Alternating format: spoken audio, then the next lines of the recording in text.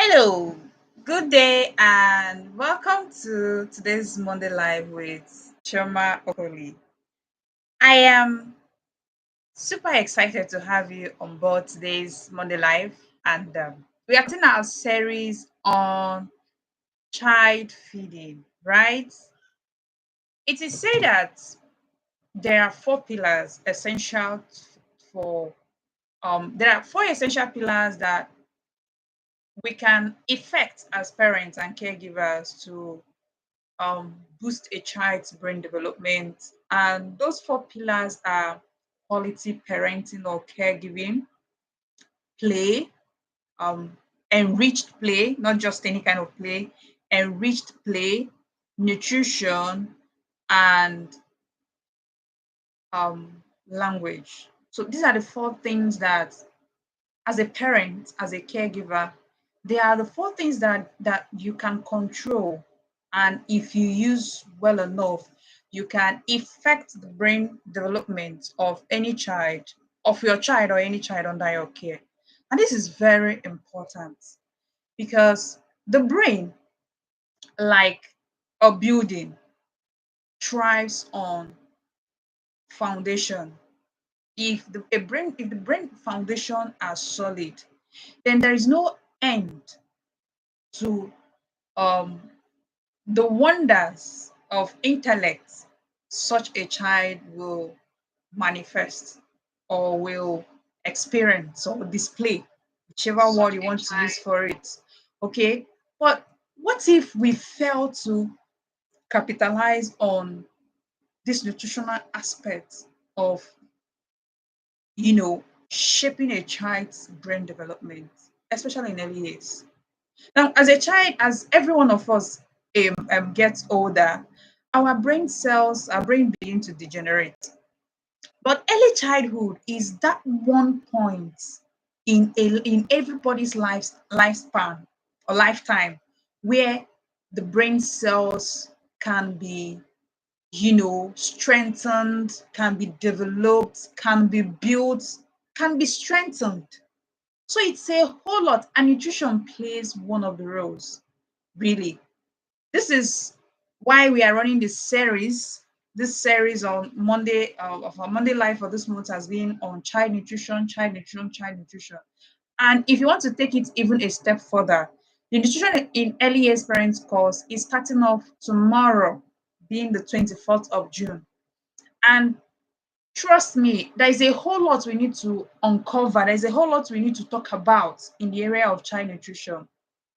And the unnamed bonus is that you're not just enhancing your child's nutrition, you're not just being mindful of what you put into your child's mouth.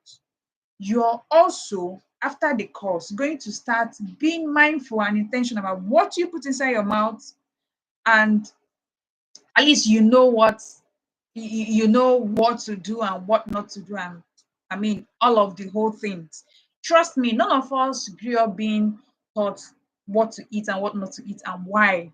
There was just a whole lot of things going on, and now we've become parents and we're unable to associate, we're unable to dissociate the whys of why we were giving the kind of food we were giving when we were growing up and why we are giving our children what we are giving them now. And it's a whole lot. Trust me.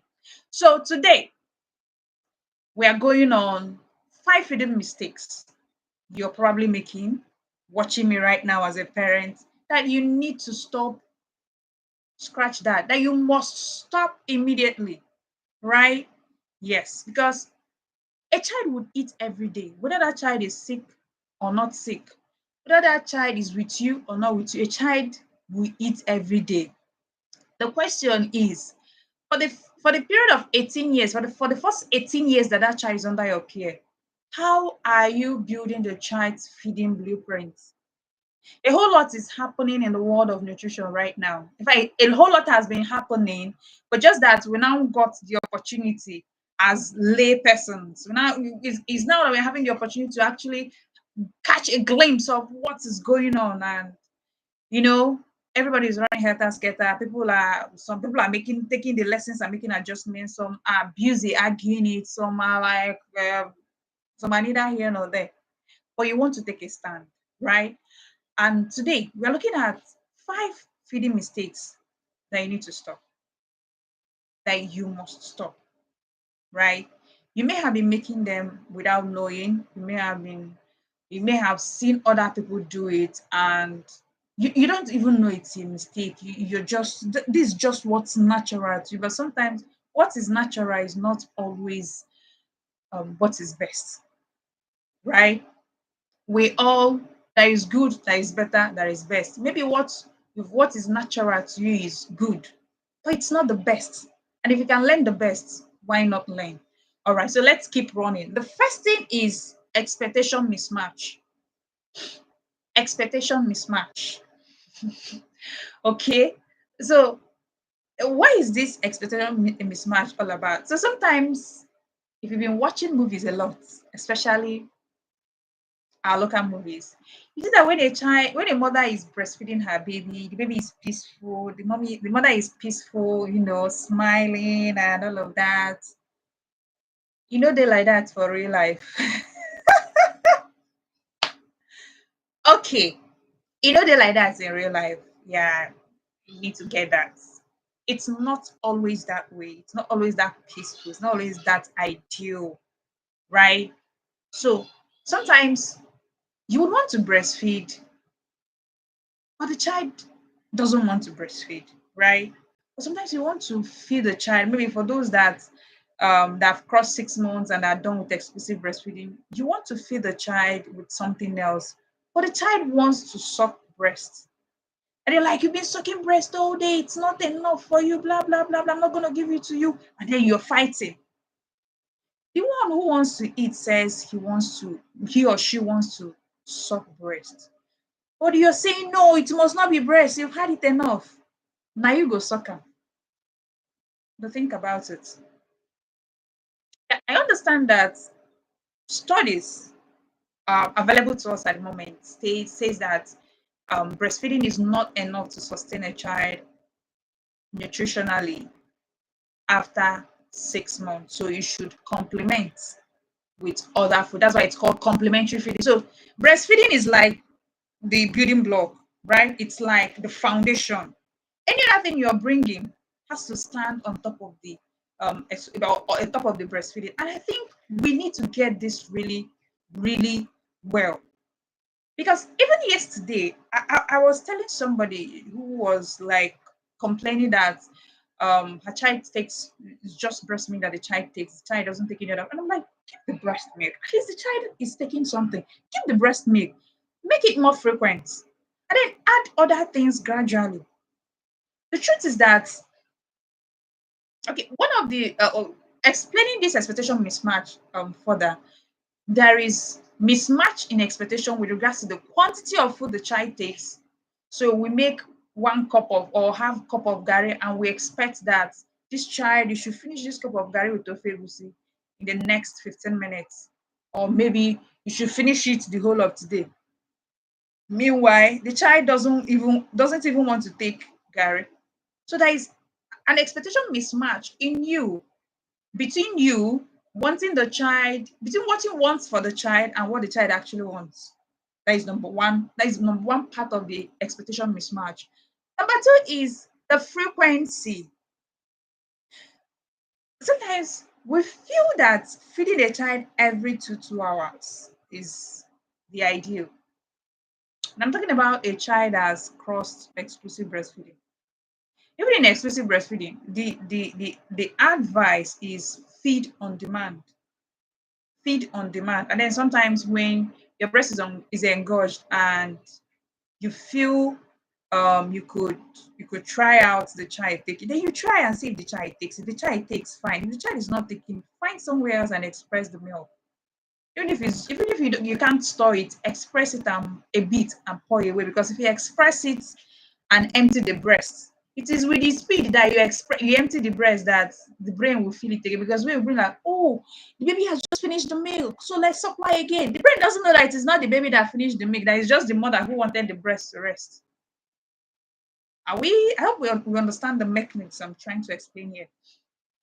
So another area or aspect of this expectation mismatch is In the kind of food, in the kind of food, we feel our children should take um tea and bread in the morning, whatever breakfast is like for you, for those of you that still do breakfast.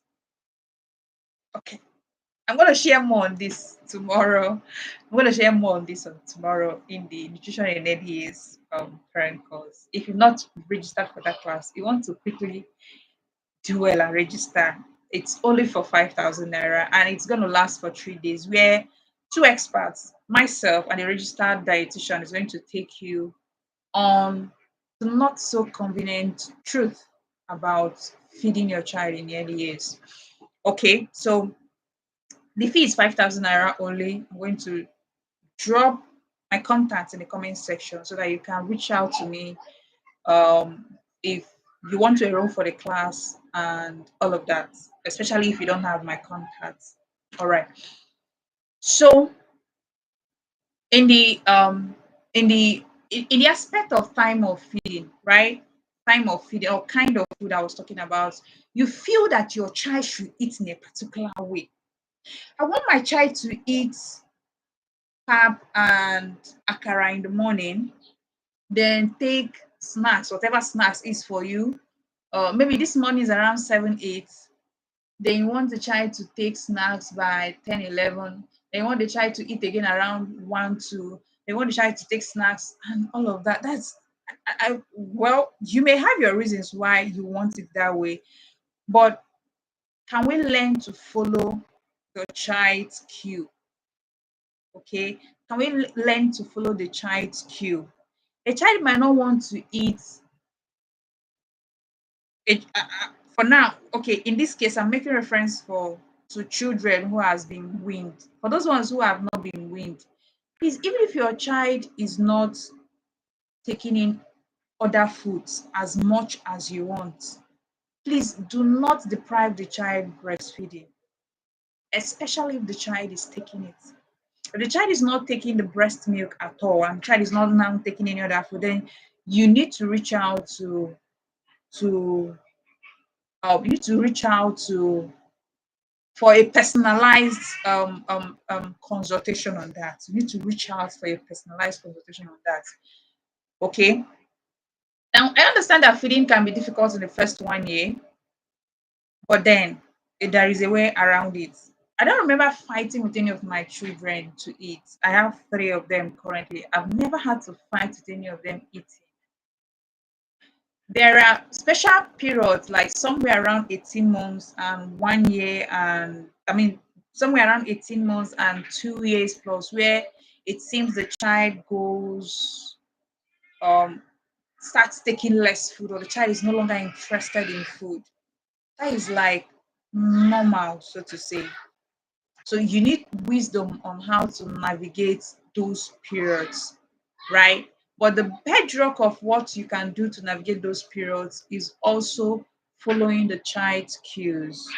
And I'm going to speak, like I said, extensively on this tomorrow, during the which is the first day of the nutrition in early years parent course. You honestly want to be in that class. Trust me. Okay, so time of feeding. For instance, you want the child to eat in at a particular moment. There are two spectrum to this. You want the child to eat very frequent, that's one spectrum. The other spectrum is you want the child to eat when you want the child to eat for your own personal convenience. Now, there is an aspect where the child should eat when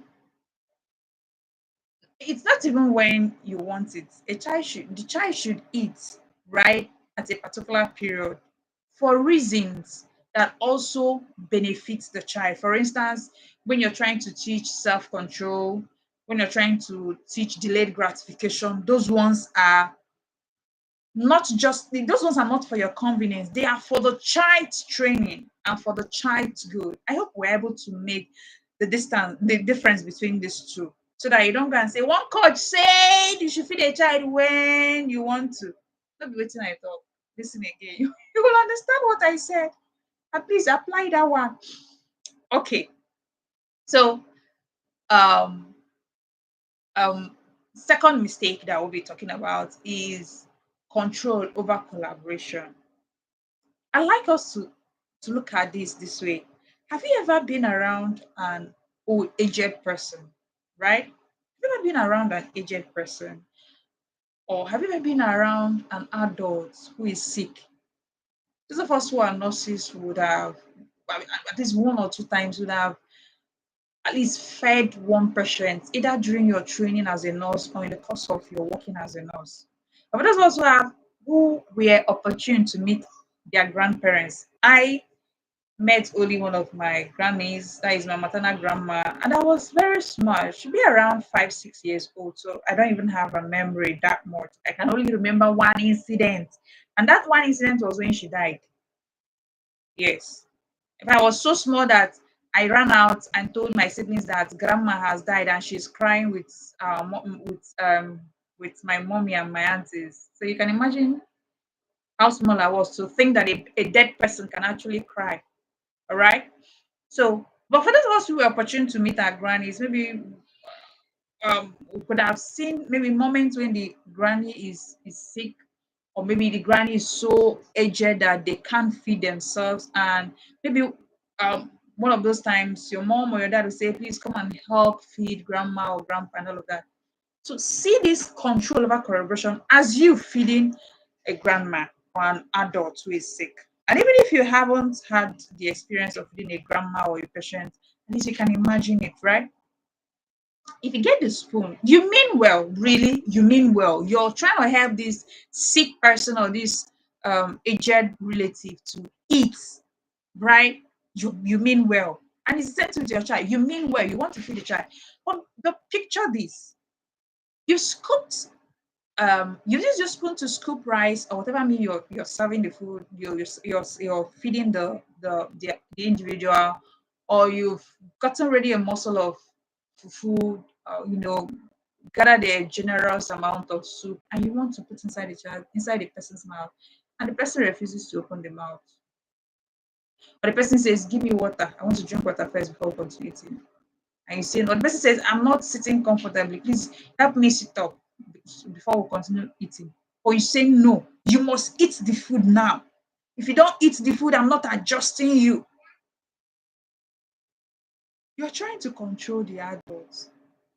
And because that person is an adult, the person may either feel like, oh no, have I been reduced to this? The person feel like, what can I do? This child will not allow me, will not agree to help me. So let me just take the food now. What can I do?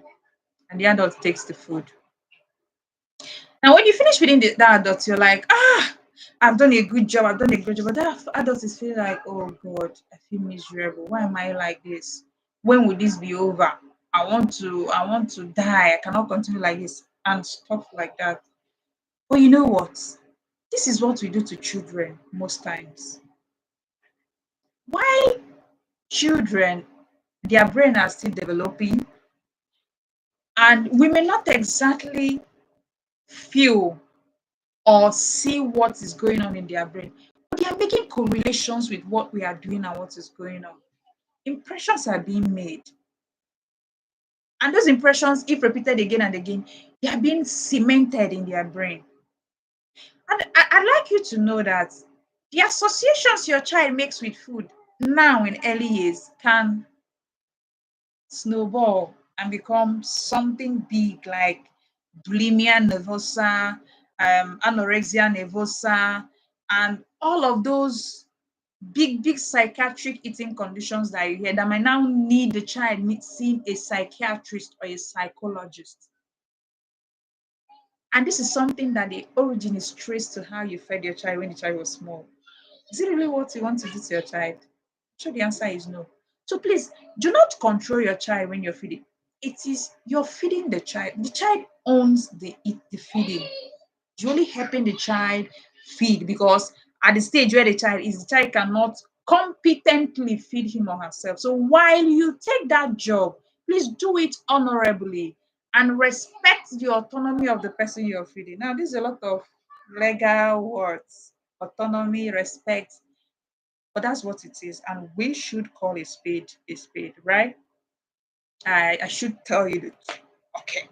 So that's it about um mistake number one. Then I mean mistake number two. Then mistake number three is failure to take your child's feeding uniqueness into consideration. For those who also have more than one child, you must have heard that every child is different. In Igbo, we say "Ofu nne na-amụ mana ofu chi adịghị eke," right? So which means three children of five or six or two or one, yeah, two can come from the same parents, but they don't behave in the same way.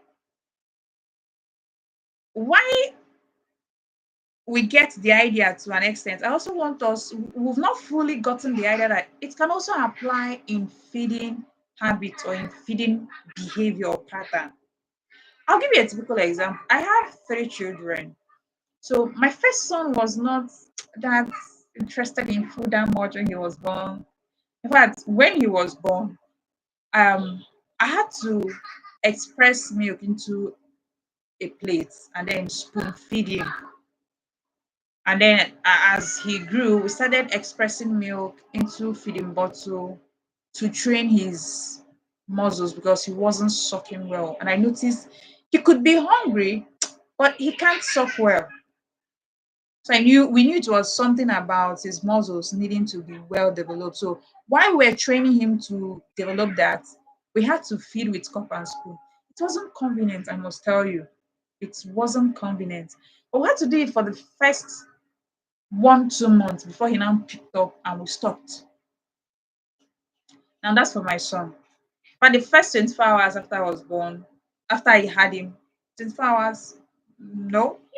Let's say the first 12 to 18 hours after I had him, he wasn't interested in sucking breast. He was fine.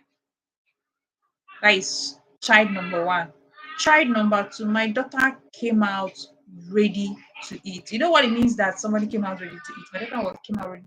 In less than 2 hours after this girl was born, she was suckling very well, like very well. The times that I had to express milk and keep for her to be bottle fed or spoon fed were times that I wasn't in the house, but not that she didn't know how to suck well. Sucking was never a problem with my daughter. It never was. Her appetite was voracious right from day one. And at the conclusion of her exclusive breastfeeding at 6 months, she had that initial challenge of, refusing food when you're introducing complementary food for the first few days. But after a while, she picked up and she was so well. And she has remained that way until somewhere around 2 years plus when she went for like a month or two without just wanting to eat and she wasn't sick. Now, I have a third child who is neither here nor there, not on the spectrum that the brother was, and not on the spectrum that the sister was. He's just somewhere in the middle. And I am not approaching his nutrients or his diet or yeah, I'm not approaching his diet or feeding with the mindset I had for the brother or for the sister. Because why? Because I've observed the three of them. I've noticed their pattern. And I know this one is unique too. He's that one child that something I didn't do for the brother and the sister. I started giving him from when he was 5 months and I'm eating, I would wash my hand, or before I start eating, I'll wash my hand, dip my hand in the soup and just put it in his mouth. And that's all. Or if I'm eating rice, I'll mash it in between my fingers, put it in his mouth, and that's all. I'm taking pap, I dip my finger inside the pap, chop it on his tongue, and that's fine. I'm eating beans, the same thing. Why? Because I wanted him to get used to other foods. I wanted him to get used to other tastes. Not feeding me. I didn't say I started feeding him with other food when he was 5. I said I started putting my finger in food and chopping his tongue. And that's just like once. Once I do it before I start eating, that's all. And This is my one child out of three who never cried as much as others when we started introducing other meals. Why? Because his tongue has started testing things that are not breast milk. And even now that we started giving him other meals, his other meals are breast milk dependent. Breast milk dependent in the sense that I'm giving him pap, I'm fortifying that pap with breast milk only. Only. So recently we started putting soya beans. Commercial milk has never thrived in my home. It has never thrived in my home. Okay, so he's taking avocado. Breast milk is the liquid of choice to mix it with. So whatever it is that except I'm giving him beans, of course I'll mash it and give him. But but most of his meals, semi-solid meals that have to be semi-solid, breast milk is the liquid of choice. And you can do the same. You can do the same. So the goal here is understand your child's uniqueness in their feeding behavior and work with that. It is your responsibility to calm down. I wish I could tell you all the varieties, or I could see your child and diagnose your child variety, but I can't because I can't see all children. Except you want a personalized consultation where you want us to talk about to evaluate your child and what to do to enhance the feeding. It's okay. The contact I'll drop in the comment section will also be, you can also use it to reach out to book a consultation. Of course, it's not going to be free, but of course, it's something that will, if you need clarity on how your child could feed better and all of that, then it's worth every investment you put into it. Okay. The fourth mistake is personal overwhelm or trauma. Personal overwhelm. Like I tell parents in the royalty conclave, by the way, I'm wearing their shirts. So royalty conclave is the parenting group that I hold for parents who have children within the ages of 0 to 6. It's where we are being intentional right from an early age to raise our children in the order of royalty. Because I am of the opinion that, you see, if you check all the countries, all the towns where kingship is hereditary, they are known for something. Right from the time a child is in the womb, the parents start preparing that child to be a successor. So there is a level of intentionality that they put into raising that child. That's what I teach parents in the royalty conclave. Like I say, your child na big name. Now you will know they rate your child. What your child is capable of becoming, will even marvel you yourself. But you can start from an early age. You can start very early to lay the foundation, step by step. I always say your child is a skyscraper. So you need to lay a solid foundation that can carry the weight that needs to be invested to get your child to manifest. All right. So we go through a lot as parents of young children. So personal overwhelm is common. Personal overwhelm is common. In fact, in my house, if you hear somebody say, I'm overwhelmed, we say, are you overwhelmed? Yes. Oh, come and take a hug. We'll line up and hug you. And recently, my daughter just made it an anthem. So when she requests for something and you don't give her, let's see, you know that I'm overwhelmed. You know that I'm overwhelmed. I'm overwhelmed. And stuff like that. But then it's good. But when she starts saying that I'm overwhelmed, I'll just like, you overwhelmed? Yes. Oh, that must be really hurting. Oh, that must be really challenging. But come and take a hug. That solves it. That solves it. So you can be overwhelmed and you now vent out your overwhelm in how you feed your child or the manner you feed your child. It's okay to be overwhelmed, but Self-awareness is one thing that we should wear like a clothes. Self-awareness is one thing that we should wear like a clothes. I was speaking with one of the parents in the Royal Conclave yesterday who narrated an experience of something that happened between her and her son. And I think her husband also, yes, and her husband. So, but one thing was very one thing was very beautiful about her story, about the story, about the experience she narrated. By the time she was done narrating the experience, she was saying, maybe I shouldn't have done this. Maybe we should have done it the other way. I feel it would have been better. Self-awareness. I told her that is self-awareness. And I am happy that you're even thinking that this could have been done a different way. That's a big win on its own.